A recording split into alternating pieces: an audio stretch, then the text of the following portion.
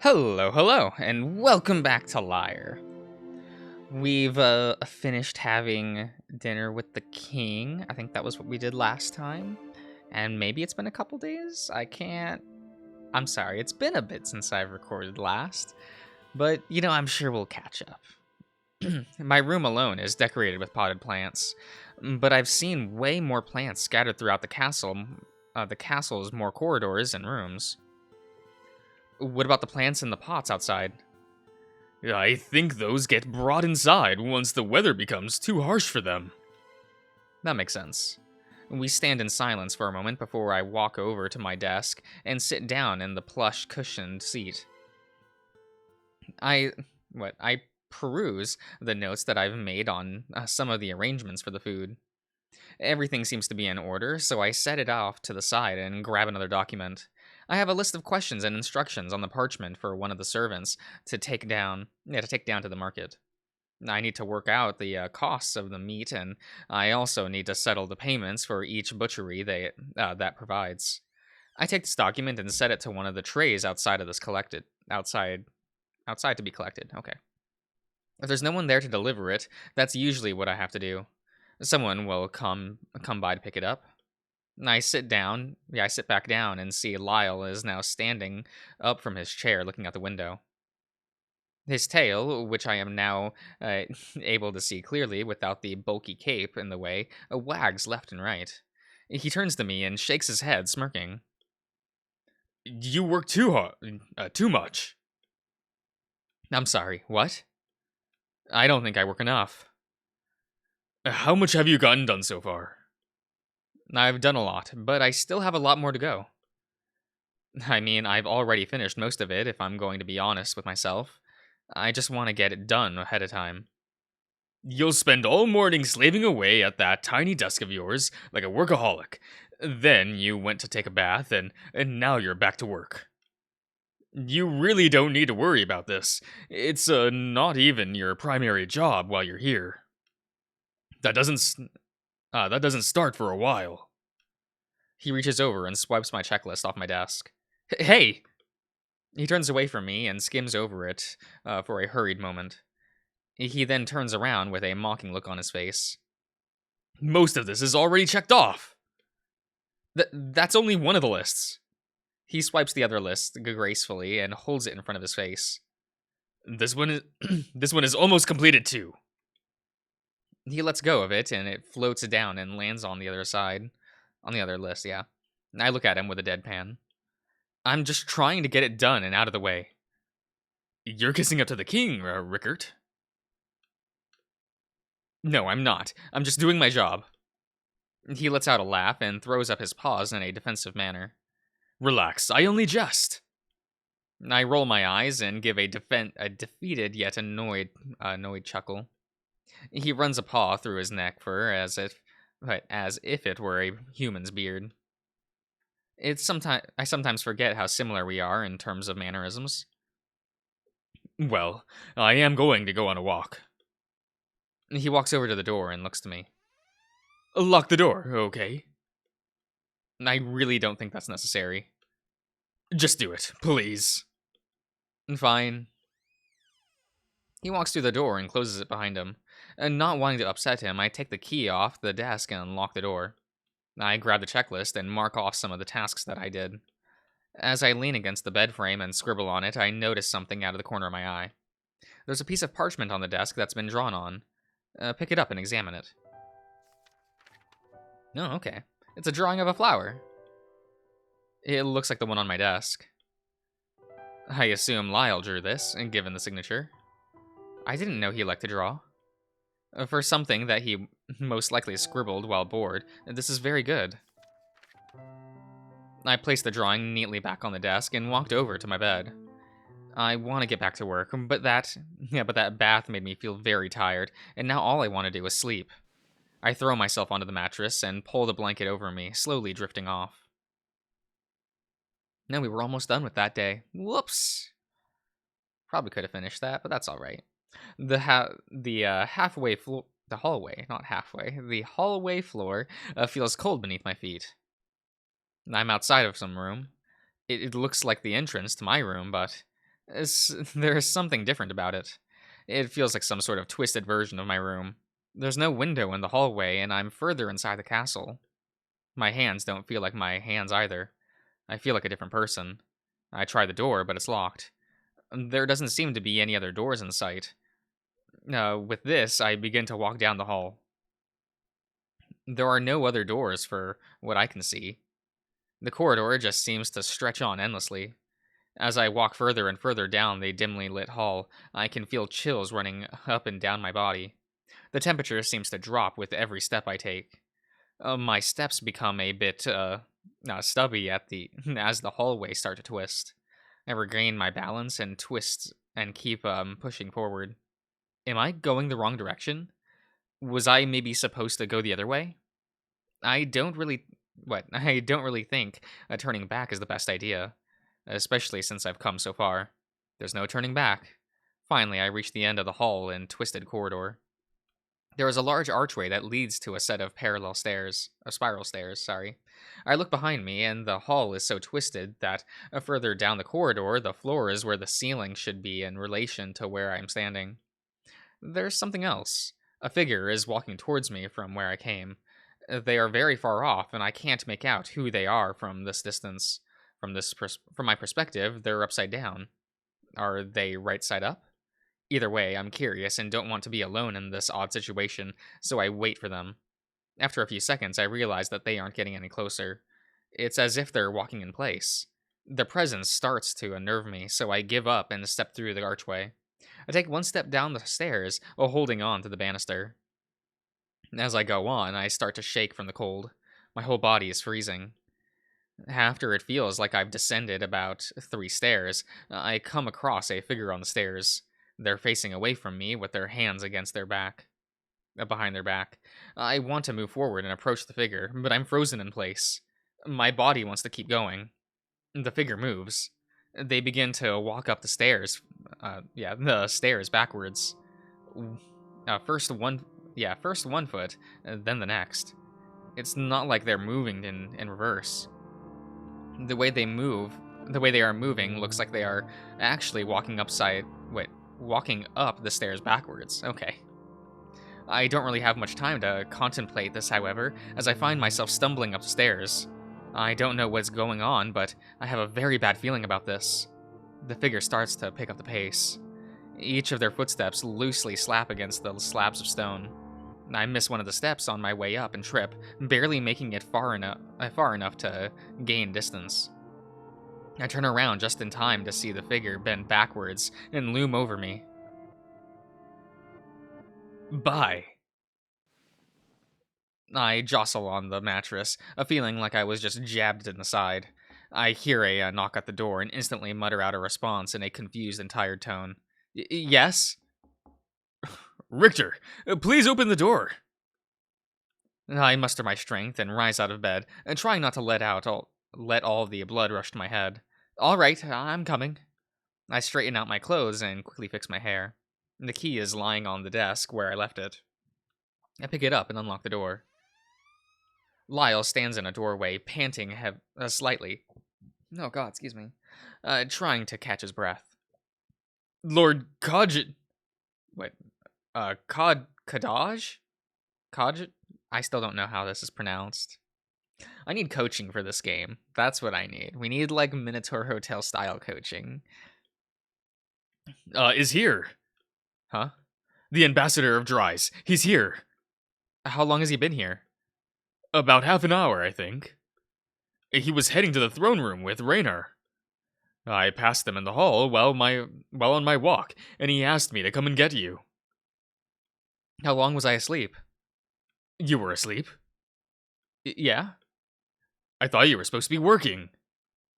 I was working, I can't really think of an excuse, so I cut myself off and sigh in defeat, while he, smugly smirks at me. You were asleep for about 30 minutes, I'd wager. Tidy up and make yourself, look a bit more presentable. I touch my forehead with my hand and realize I'm sweating. Okay. The nightmare was incredibly bizarre. I've never really had cryptic nightmares like that before.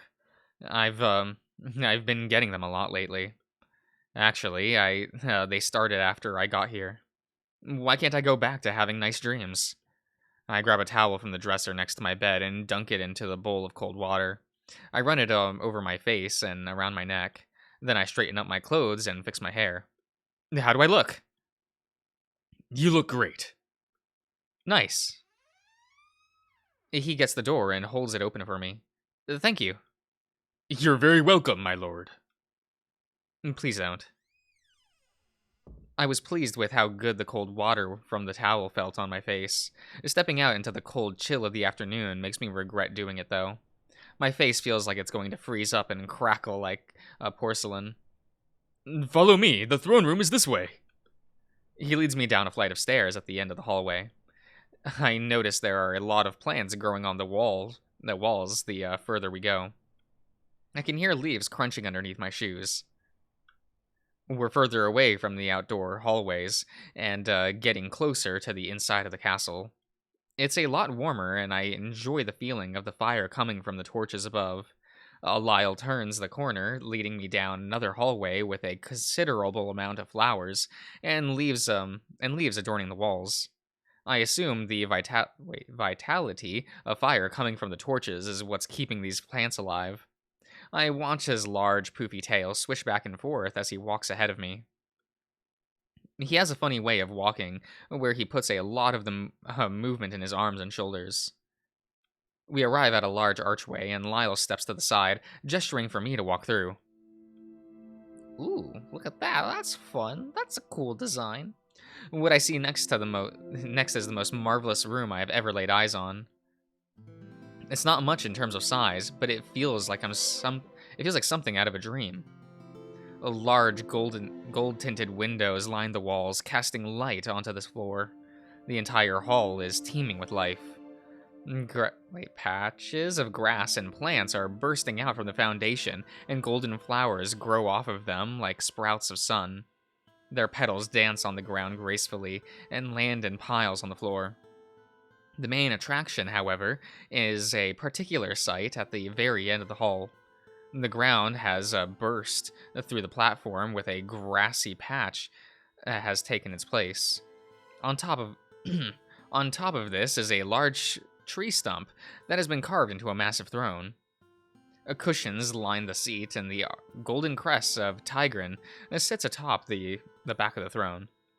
I see Lyre's banner lining the walls, with the Ocean family crest upon them and a large green rug leading up to the throne. Lyle and I begin to walk down the hall, with me taking the lead. Reinar is standing with his arms behind his back at the end of the hall, speaking with who I assume to be Lord Kaja. Kadaj? Is that how it's pronounced? I keep saying Kadaj. Where do I know that name from? I don't remember. Kato. Okay. Even from here, I can tell that he is feline. The pointy ears and tail give it away. I can't name what species he is, though. It's definitely not a species I've ever seen, and I'm not very good with that sort of thing anyway. He's about my height, maybe just a bit taller, and he was wearing a sharp green outfit with a smug attitude. His fur pattern is very intricate, and his ears have fluffy tufts coming out of the ends. The feature that stands out the most, however, is his eyes. There are large cat-like eyes, and they shine like emeralds. His tail lightly whips to and fro in a lazy manner. Reinar notices me approaching and turns in my direction. Ah, there you are. Our royal financial advisor. I give him a nod and a smile as I approach. My apologies for being a bit late. I was not very prepared. Lyle forces himself to hold back a laugh. Kadaj speaks up. If anyone should be apologizing for being late, it's me. I'm now close enough that he reaches out a paw. Please allow me to properly introduce myself. I am Lord Kadaj of Jais. I take his paw and shake firmly. It's very nice to meet you, Lord Kadaj. I'm Lord Richter of Aaron. And this is Lyle Reed, the captain of the Royal Guard. It is a pleasure to make your acquaintance, Lord Richter and Lyle Reed. King Reiner has mentioned you quite a bit. I look to Reiner, and he looks at the two of us. All good things. It's true. We were just exchanging stories. I was just telling King Reiner the story of why I was delayed. What happened? He breathes in, begins to explain. We were making our way through the canyon pass when we were sat upon by bandits. My soldiers fought bravely, but we were out of our element and easily cornered. That sounds terrible. My men fought them off, but they stole our carriage and carts, riding off, leaving us stranded. There weren't too many casualties, thankfully. But we were stranded in that canyon, with no food or water. It took us about a day and a half, but we finally came upon an outpost. I sent a letter to Dries and made sure the outpost would be compensated for the horses and carts and supplies we borrowed. After that, we made it through the rest of the canyon pass and up through the northern run. He pauses, and we let this revelation sink in. Something needs to be done about those bandit groups south of the glade. It's bad enough that they prey upon travelers, but now they're directly attacking royal officials. He turns to Kadaj and nods his head. Rest assured, I will do what I can to resolve this issue. My advisor and war minister is away on a sensitive diplomatic mission, and I estimate she will not return for a couple weeks. If there is anything that I can do to help, please let me know. Thank you, but I believe that something like this would be conducted best with her here. The king's advisor. I was wondering why I hadn't met them yet. However, I trust that you will be able to handle the task that I have given you with care. Of course, Your Majesty. That's why I'm here. Here it comes. You can now just call me Reiner. Bingo. As you wish.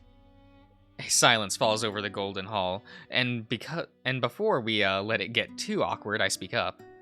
An avalanche wiped out half of my entourage, and I was wounded for a couple days. Really? Yes. That's a bit blunt. He's right. I should have went about that better. I'm not very good at telling stories. My apologies. I haven't really had a chance to tell anyone yet. How's that? Well, when you're knocked out for 4 days, everyone seems to find out before you do. It takes him a moment, but Kataj lets out a quick, loud laugh. You're very clever. He gives me a curt nod and a smile. People always tell me I'm too clever for my own good. Don't worry. I think it's a good type of clever. Thanks. I give him a smile and turn to Reiner. So this is your throne room? Reiner turns in the direction of the throne, biting his lip. Yes, this is my throne. It's a very handsome chair. But not as comfortable as one would think. They say that it's the source of all life in the kingdom. Looks like it. I gesture around the room and out of the hall. Reiner chuckles. Yes, they also say that the water from deep under the ground is what gives this area life. The tree was cut ages ago, and it still continues to thrive. And yet it will never reach its true potential. Adrius announces his arrival by walking through a door behind the throne. I take it you've finished your classes. Of course. Lord Kadaj, this is my son, Prince Adrius. Reiner gestures towards Adrius as he approaches us. Kadaj strides forward and bows in front of Adrius. Prince Adrius, it is an honor to make your acquaintance. Adrius seems pleased with this display. Thank you, my lord. I take it your trip went smoothly. Not as smooth as one would have hoped. I ran into some trouble on the road. I can explain it to you later if you like, but right now I need a hot bath and some rest. He walks up to me and grabs both my hands in his paws. It was a pleasure meeting you, my lords Richter and Lyle. I can't say I've met many humans. Lyle gives a quick bow and a bow of acknowledgement. I can't say I've met many, Caracals. Yes, forgive me. My knowledge on different species is a bit rusty. There's nothing to be forgiven. I'm a bit of a rare species. He turns and bows to Reiner and Adrius. It was very nice meeting you, Reiner and Adrius. I'll take my leave. Hopefully my guards haven't trashed my room yet. Adrius looks less than pleased at being referred to without his title. Alright, I'll end the part here, everyone, so I'll see you around.